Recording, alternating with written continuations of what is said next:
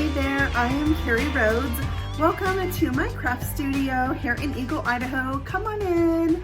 Today's video is a challenge or collaboration that I'm doing with a new friend that I met on Instagram. Her name is Jen Hartsgrove, and we just hit it off after seeing similar styles and things that we have in common. And that just kind of brings up a point that I wanted to make and chat with you about, and that is this community that we have as stampers.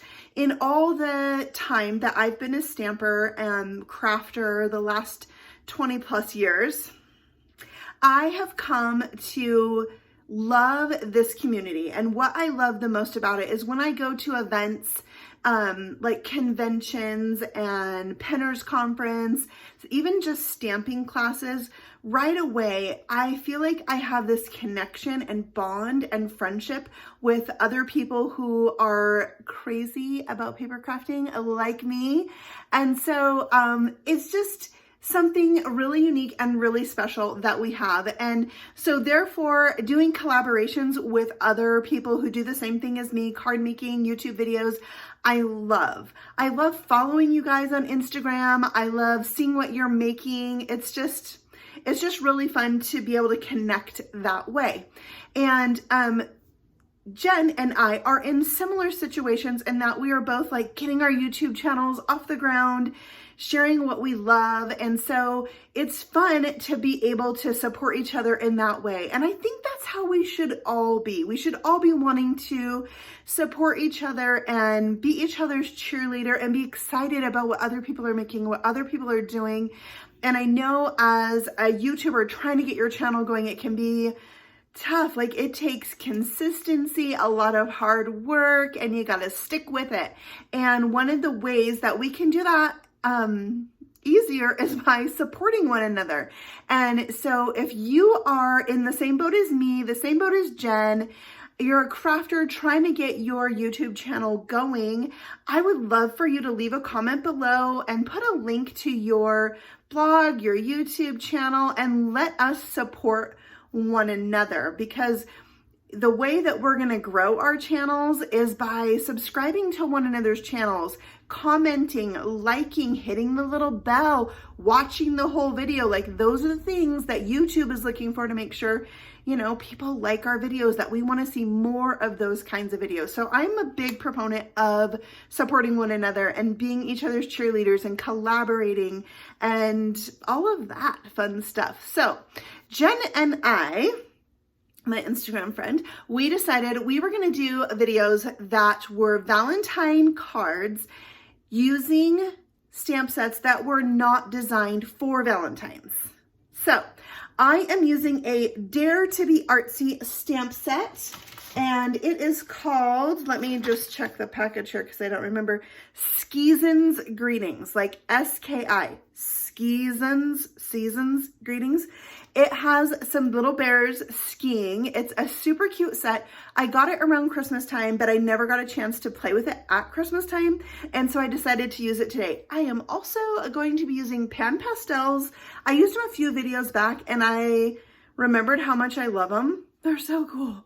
So I'm going to use those in today's background, and I'm also going to be using the Colorless blender for my background. So check that out and see what that's all about. I'll tell you more about it in the video.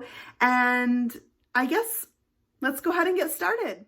I am starting my card today with a PanPastel background. These are the two colors I'm using, pink and red, and the Colorless blender. But first, I'm going to stamp a background with clear pigment ink and some snowflake stamps, two from the Seasons Greetings and one from this Christmas stamp set, both from Dare to be Artsy. So I've put them on one block. I'm inking them up with clear pigment ink and stamping them onto a piece of white cardstock that measures 4 3/4 by 4 3/4. And once I have that background completely stamped with the clear pigment ink, I'm going to come in with my pink PanPastel. You can see I just took one swipe, and this is a pastel color. So the color that's going on here is really as dark as that color is going to get. I do go over it 3 times, but realized with the third it was kind of unnecessary because you can fill the tooth of the paper with the pan pastel, and you'll just start creating dust, and you'll realize that no more of that pan pastel can go onto the paper. So once I finish with the pink, I'm going to come in from the other side with the red. I have a different tool here. The PanPastels set that you can buy at the Spellbinder shop comes with these soft tools. And so I just used what came in the collection. Some are big, some are small. They have one with a plastic handle that has a little slipper foot that goes on the end. And so I just used what came with the sets.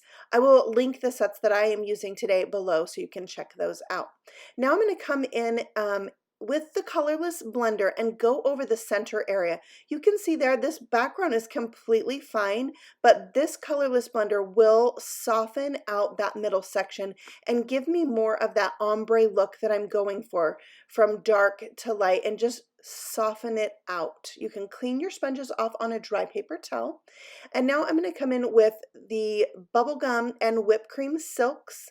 These are Fun Stamper Journey products, also sold at the Spellbinder shop. And you want to shake them up before you use them to get all of the shimmer that collects in the bottom dispersed and mixed in with the color. So this bubblegum silk, it goes on really dark, but when it dries, it's the shimmer that shows and it's not so dark. Next, I have the whipped cream silk. This is a really subtle splatter. It is like, it looks kind of ethereal and far away with a touch of shimmer. So I like having the darker and the lighter shimmer on there.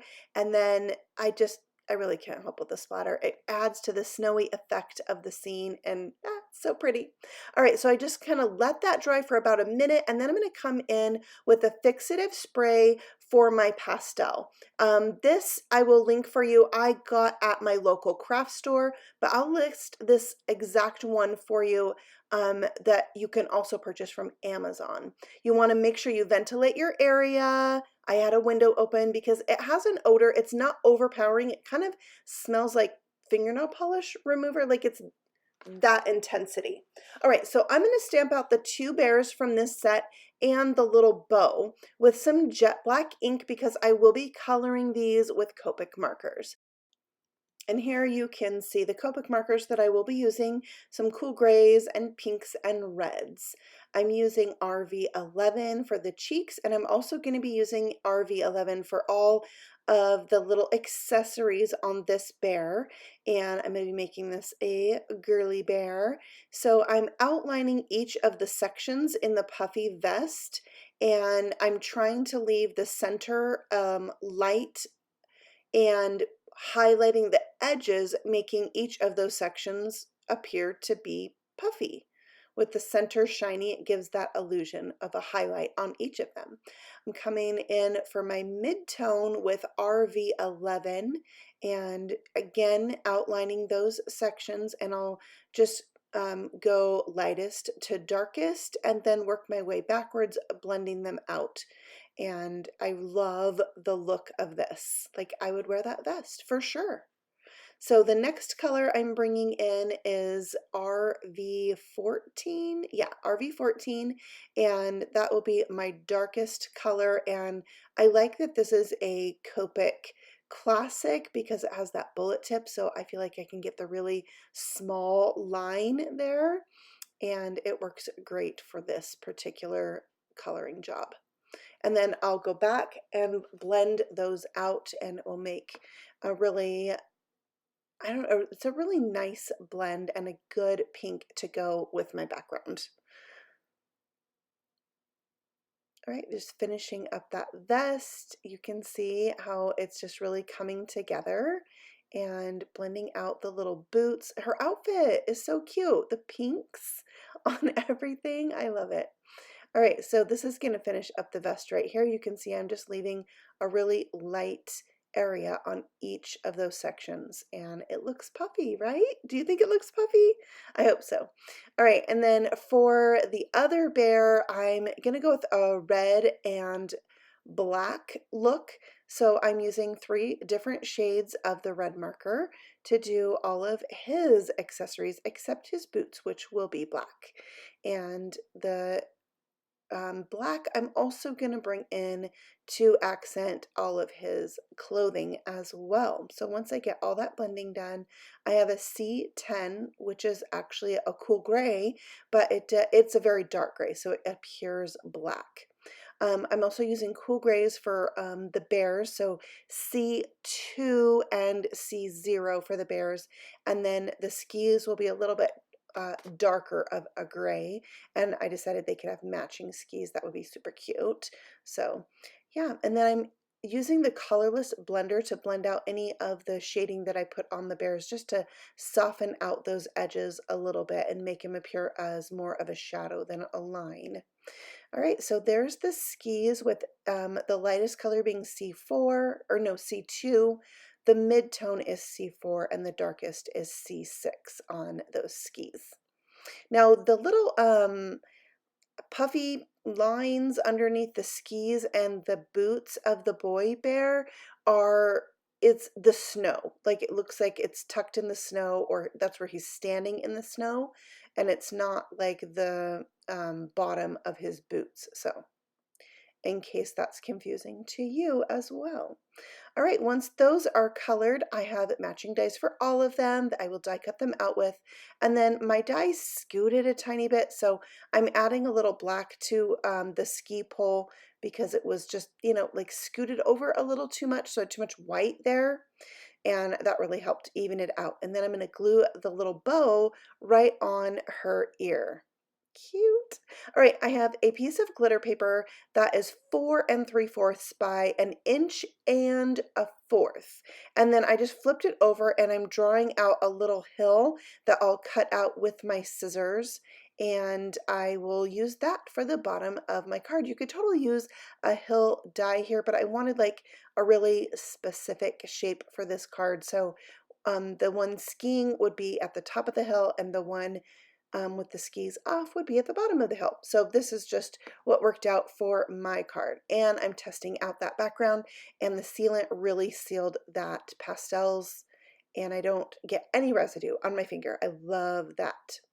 All right, so I'm going to go ahead and glue these down. I felt there was too many thin cardstock lines on this skier to put it up with foam squares. So I'm going to glue that down, and since it's gluing onto glitter paper, I'm using my little or large acrylic block to hold that down and help it adhere while I glue on the second bear at the bottom of the hill.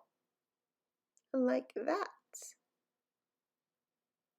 And then I'm going to set the block on to both of them and set that aside so that I can work on the sentiment for this card. So I have a die cut heart here, and I'm stamping I love you with chili pepper ink from Fawn. I love this ink because it cleans off my photopolymer or clear stamps really well.